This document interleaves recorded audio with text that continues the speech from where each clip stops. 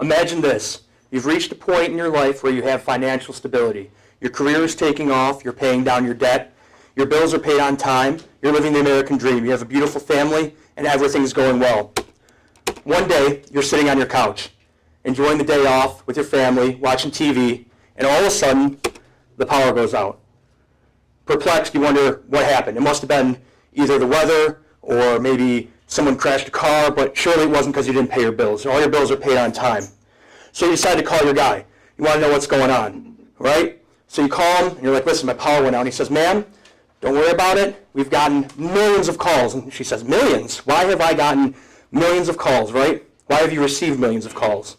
And so he goes on to explain that there's been an issue with payments and that he'll have a service provider come over for you and talk to you tomorrow. And you're like, a whole day without power. How am I going to do this? Why would I do that? And so you wait. You understand that there must be something going on. And the next day, this guy shows up. He shows up at your house and he says, ma'am, there's a bill past due. And you say, no, that can't be. That can't be the issue. That can't be the case. And he says, well, here's the deal. The federal government and its debt has reached perplexing numbers. And because we are a government of the people, by the people, and for the people, we need you to pay your share down. And you say, this is not my problem. This isn't my issue at all. Okay? This isn't the problem at all. And he says the total cost for you and every taxpayer in the United States, all 156 million of you, will be $150,000 apiece. $150,000 apiece.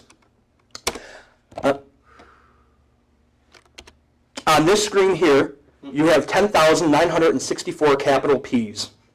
10,964 capital P's.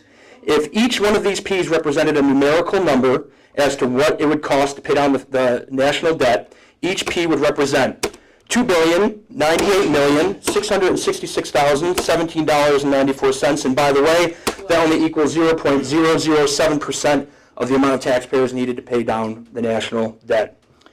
Now, what's the total figure? According to the National Treasury, the national debt has surpassed, as of last week, $22 trillion. That is $22 trillion. According to the Office of Budget Management, this is what that looks like over the years. Since 1941, aka World War II, the federal deficit has been increasing. However, it wasn't until the late 60s when Lyndon Johnson introduced vast social reforms that the federal deficit started taking off uncontrollably. The deficit and interest. Just like your credit card bill, where you spend $100 or $200, whatever it is each month, you have to pay back an interest amount for what you borrow. The deficit, otherwise known as what we owe every year, what we're short on, is $850 billion, according to the Federal Reserve. That's this year alone, $850 billion. That means we're $150 billion away from $1 trillion short of our financial responsibility for the fiscal year of 2019-2020. What does that look like?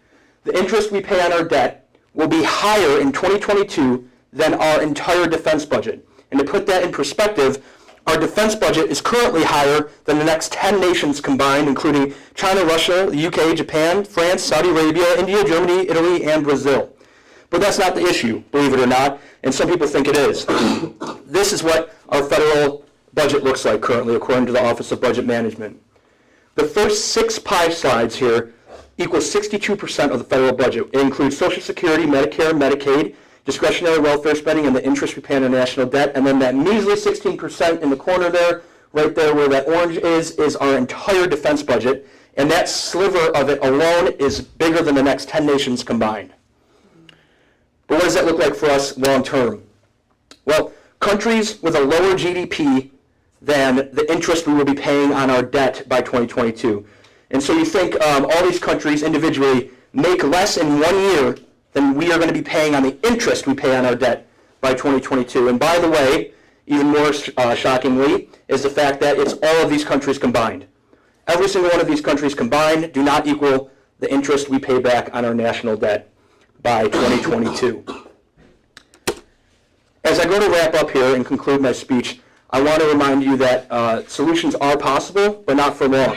Many people believe that we need to start raising taxes in order to curb federal spending and the deficit. However, it's very clear, according to the Office of Budget Management and Government Spending, that we need to cut government. And for the last 60 seconds here, I wanted to leave you with a clip that better explains the federal deficit and the impact on citizens.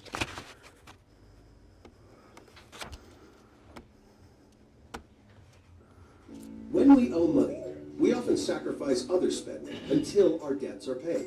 Government often does the opposite, because it can, especially with a $17.3 trillion debt that grows every This is day. older. To erase such a large debt, you'd have to raise taxes, a lot, on everyone, to even make a dent. Then there's interest. As the government dives deeper into debt, interest rates on everything from mortgages, car loans, and credit cards will go up, costing everyone who has loans more money. Think about how this will impact your own budget. It also makes it harder for employers to borrow money and expand. That means fewer job openings and even job losses. Finally, as more of the federal budget goes to pay interest, less money is available for government services like education, roads, security, and medical services for the elderly, things that affect all of us.